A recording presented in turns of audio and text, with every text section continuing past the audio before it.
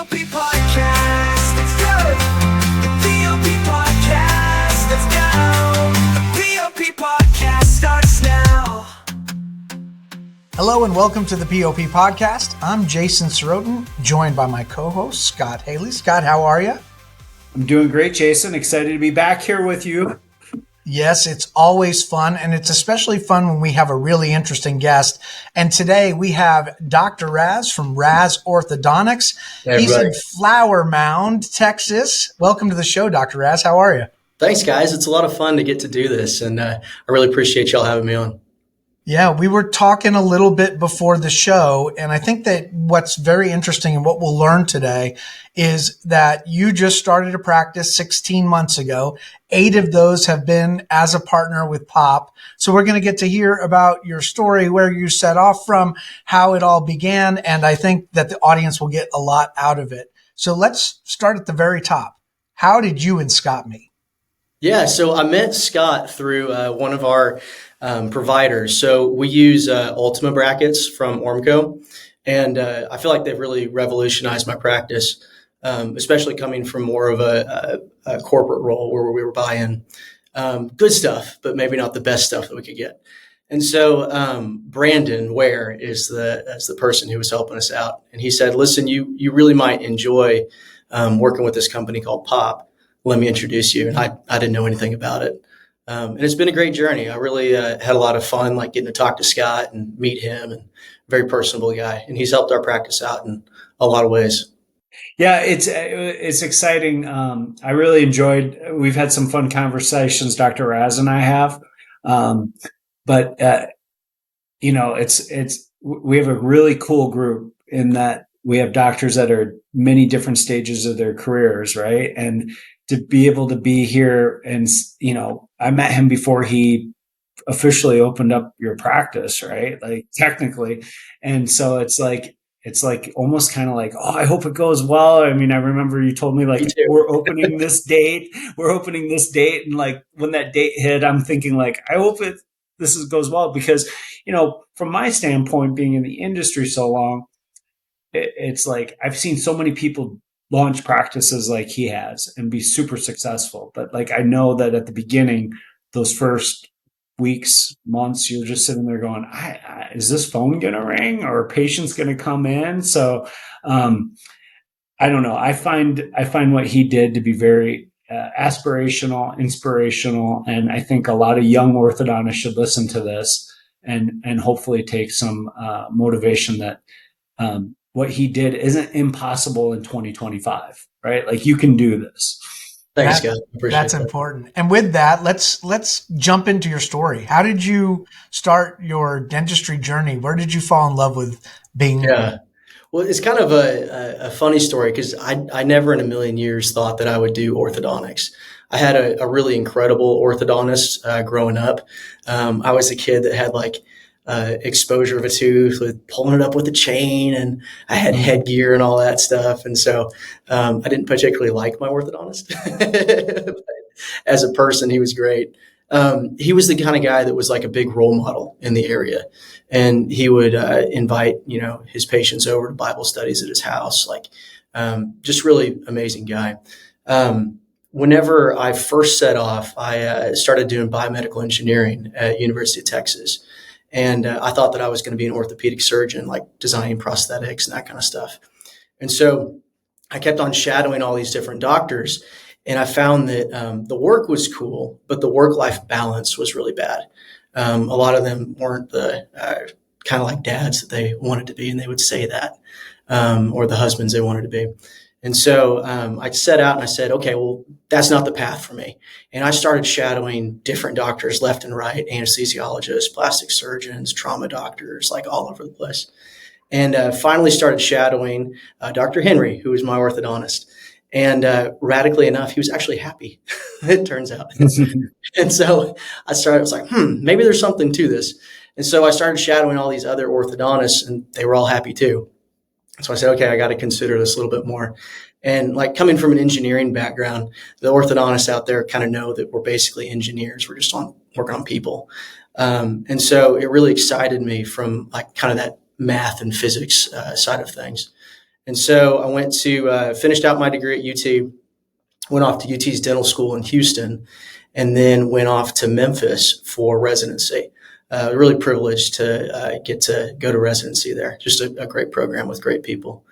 And I was really privileged whenever I first got out of residency because I got to work for a guy named Clark Colville. I owe him a tremendous amount.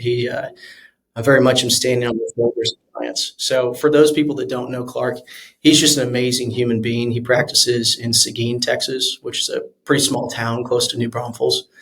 And he would teach at the UT Dental School in Houston in their residency program.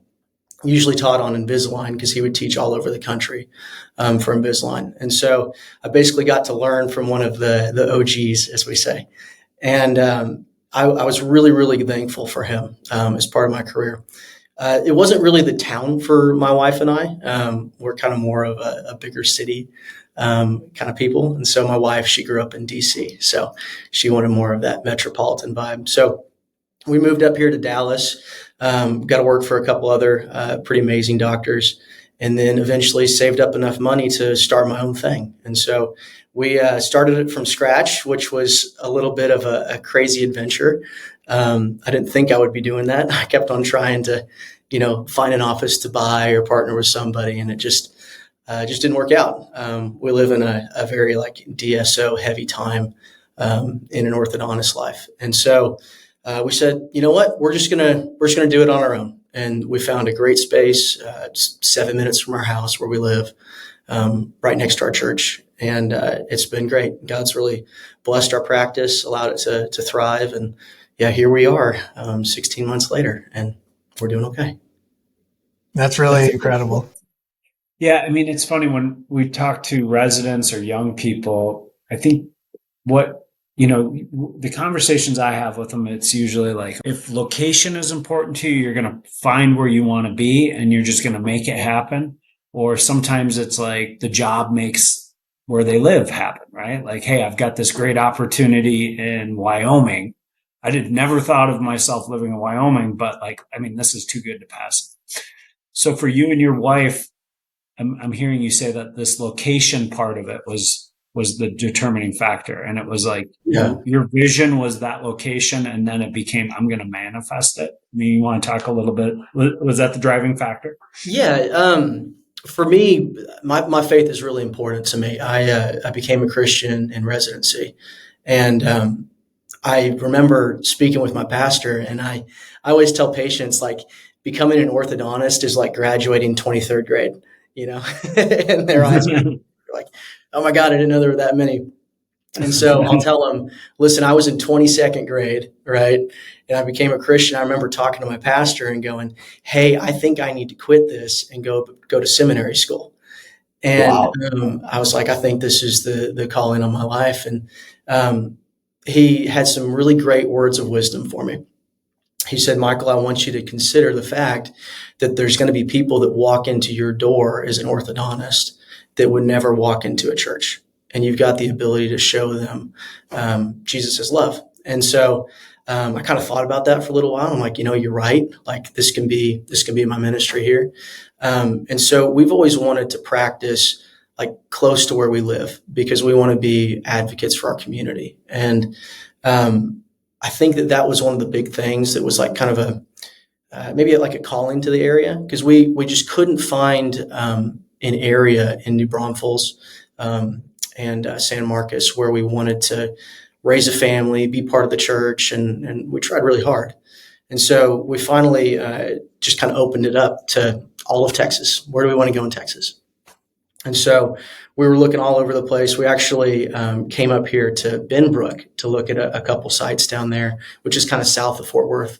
And one of my buddies said, you got to go try this place called Marty B's. It's like a barbecue place. And so we just moseyed on up to Flower Mound, and we were driving around. We're like, this feels incredible.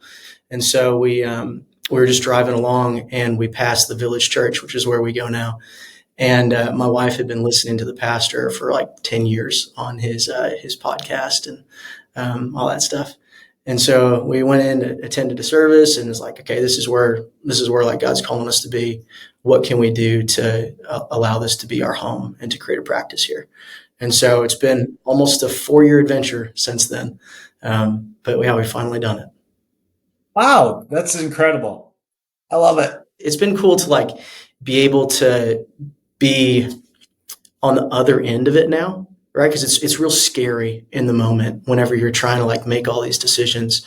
But we've finally gotten to a place where, we're seeing our practice do the work that we wanted to and we set out to do.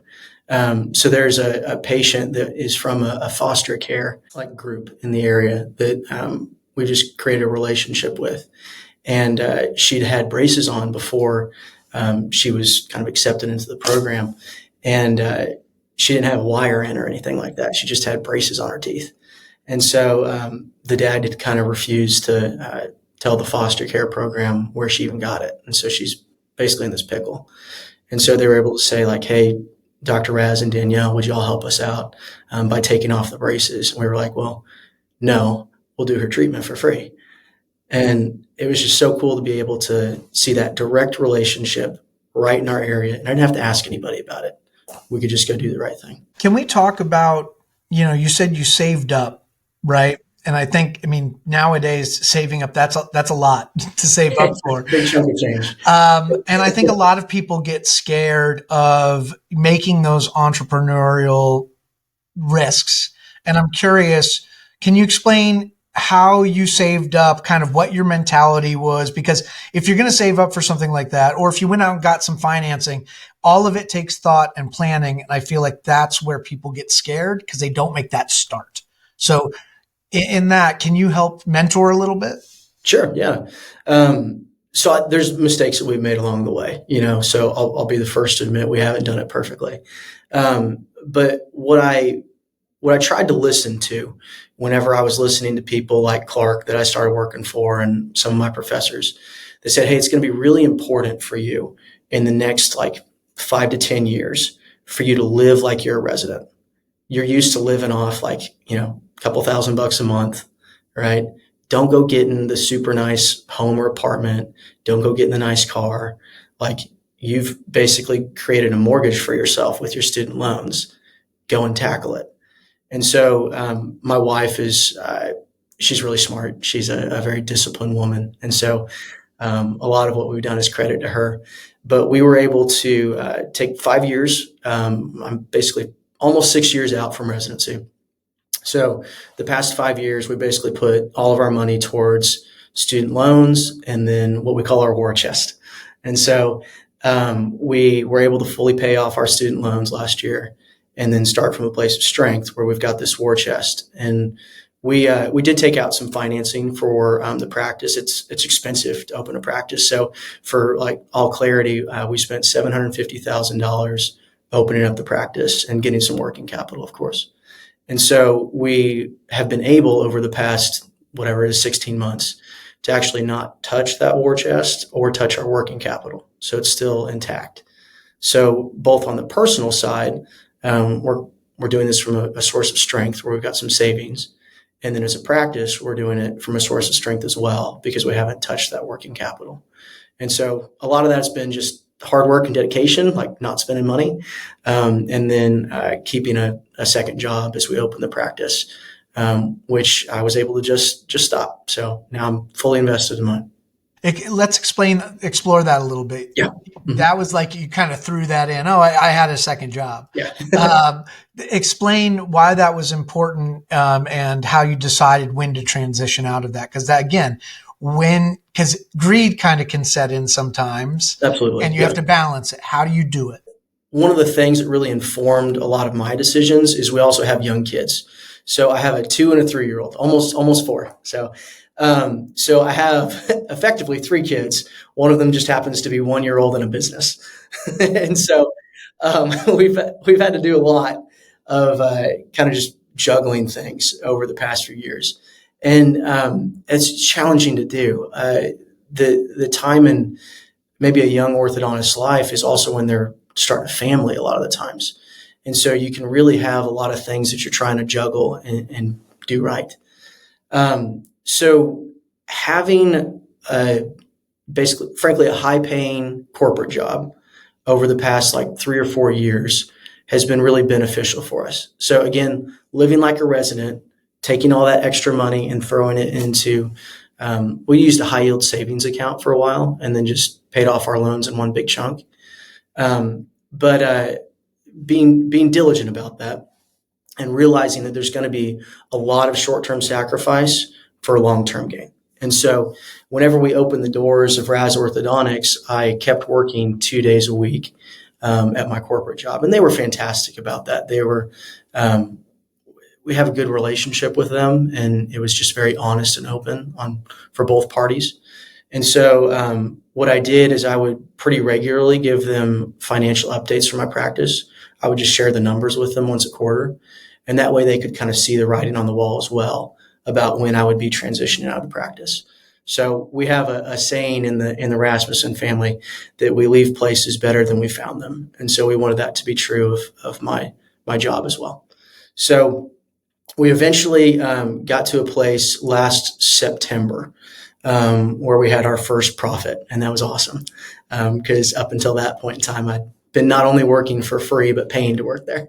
And so we finally had our first profit at Razz Orthodontics.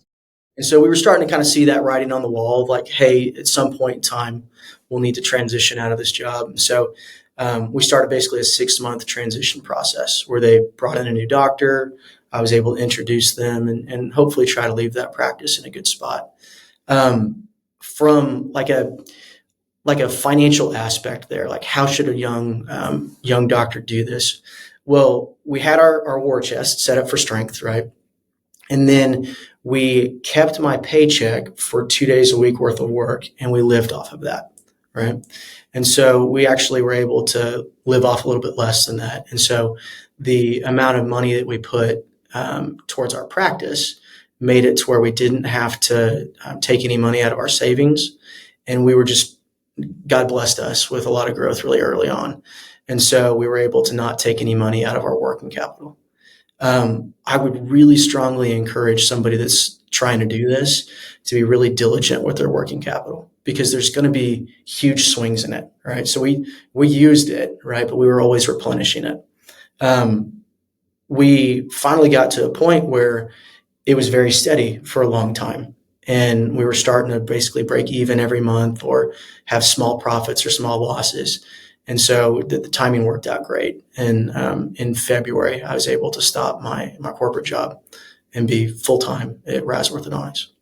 Did a big part of that getting to that profit, two things that come to my head is how did you start getting patients at the jump, right? Yeah. Because to become profitable that fast. And then how impactful has being in P.O.P been on helping you get to those profits? Yeah, so we talk all the time at our morning huddles. I say, okay, guys, how does success happen financially, right? So when we're talking about financial goals, I'll say, okay, team, how do we be successful here?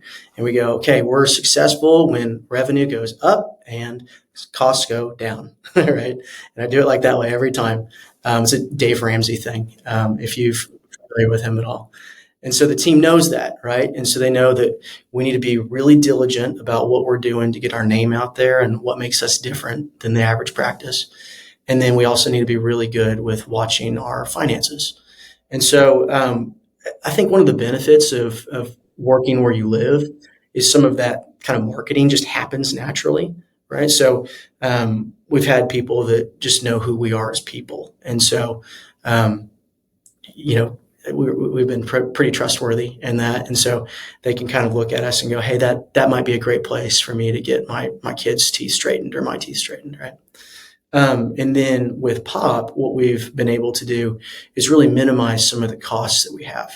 And so we frankly use a really expensive bracket, the Damon Ultima bracket. I think it might be the most expensive one on the market, but there's a lot of efficiencies that are built into that. So we're able to finish cases a lot faster, which is a differentiator for us.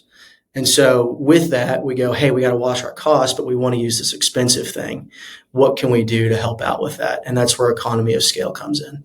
And so Scott's been so great about this. And what P.O.P has done is basically made this big conglomeration of doctors where we all have a similar mindset. We don't want to give up money and we don't want to give up control to a DSO, right? We want to be in control of our own destiny and be able to help that patient that I talked about, that, is in the foster care program and not have to ask anybody about it. But we also don't want to be losing out on all these economies of scale, because I know in my corporate job, they're getting brackets for about half the price that I do. And so whenever we see that, we go, okay, what can we do to fight that battle? And so Scott's basically put together this big group of orthodontists, and now there's buying power because there's similar mindset. We want really amazing stuff, but we want it to be at a low cost point. And so P.O.P has been able to do that in a lot of different areas, not just brackets, obviously. And so that's helped us to keep down the cost and to be more profitable early on. Scott, when you're bringing on a practice like Dr. Razz's, what are the first things that you're looking for in terms of where you can help get that plus advantage for being part of P.O.P? Yeah, I mean, obviously, I think most people come in and they think that the savings on clinical and orthodontic supplies, that makes sense to them, right? Because it's just numbers. But, the business services are important also with companies like Brain Bites Creative or, Lead Sigma or some of those types of things, because those are helping people grow their top line as well. Hopefully you can get to profitability faster. But, it's like, it's much more than that, right? Hopefully. I mean, that's the vision, right? So I tell people our white whale project for 2025 is health insurance, right? I mean, that's a big deal. Like, it's a huge deal.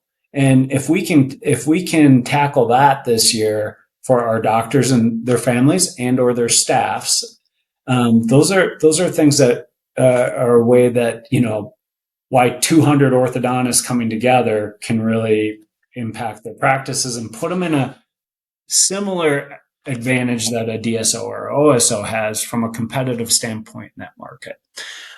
I think the most important thing, and this is what I think is so exciting about having people like Dr. Razz in our group. So when you look up the makeup of our group, we probably have a little over 20 young orthodontists. Sorry, not that they're younger, newer owners in our group.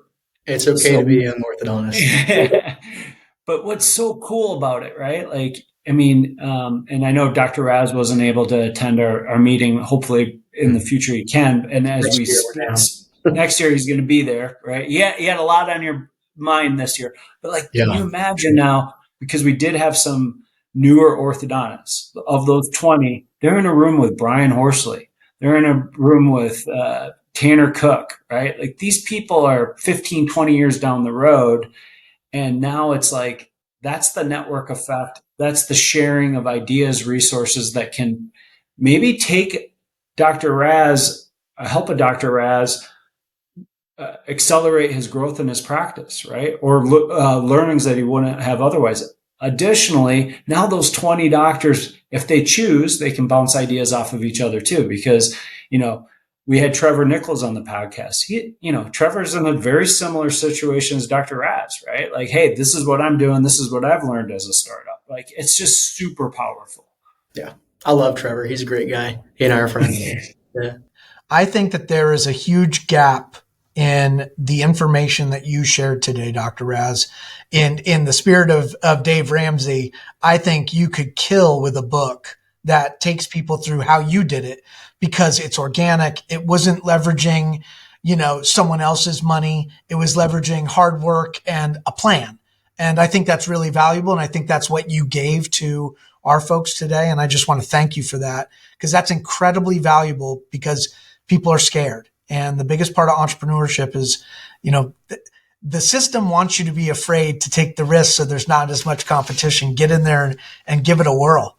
And you're going to find success, especially I think when you do it in a well thought out way like Dr. Razz is. So I'd like to say congratulations, Dr. Razz. And I want to encourage people to go check out your site. If they're in the Flower Mound or Dallas area, make sure you go to flowermoundbraces.com. You can go to the website there and request a free consult. You can learn about Dr. Razz and his amazing family, and tons of information there. So make sure you go and check them out. Or if you know of anybody who needs a good doc in Texas, send them Dr. Razz's information. So just to clarify, though, Flower Mound is closer to San Antonio, right? No, we're in DFW. Yeah, so we're Oh, are basically you? east Okay, of we Fort don't. Worth. Jason knows his Texas geography better than I do. I just do a really thorough 1 minute pre-interview. I really knock it down. Showing off now, Jason. Well, there you go. Says the guy from Minnesota. Like, Texas is a big state. Scott, if people want to get involved with POP, what are the steps they need to take? Yeah, it's pretty simple. Just go on. You can go to our website, P.O.P.-ortho. You schedule an intake call. It takes you to a Calendly, and I believe it does. Hopefully it does. There it is. And then you show up on my calendar. We have I think it's my favorite part of the day. So I get these intake calls. It's 20, 30 minutes. I get to learn about you, your practice, and I get to share the cool things we're doing in the group. And then, if you think you're a good fit, then if I think you're a good fit, mainly if you think you're a good fit, come join our tribe. It's pretty simple. Now, Scott doesn't talk a lot of trash, but I've seen negative stuff about private equity every single day in the news. And if you're looking for an alternative, you got to look at POP because it is a really good alternative if you're looking for savings and community and getting those pearls. And I think even today, think about the pearls that Dr. Razz gave us. So again, thank you so much. And I want to encourage everybody, if you are in the need of marketing services, think of Brain Bites Creative. Go to brainbitescreative.com. We are there to help you with your marketing. We do free consultations, and we're ready to get you on your way. Email Caroline at brainbitescreative.com. On behalf of the POP team and the POP podcast editors, I'm Jason Sirotin. We'll see you next time. P.O.P. Podcast.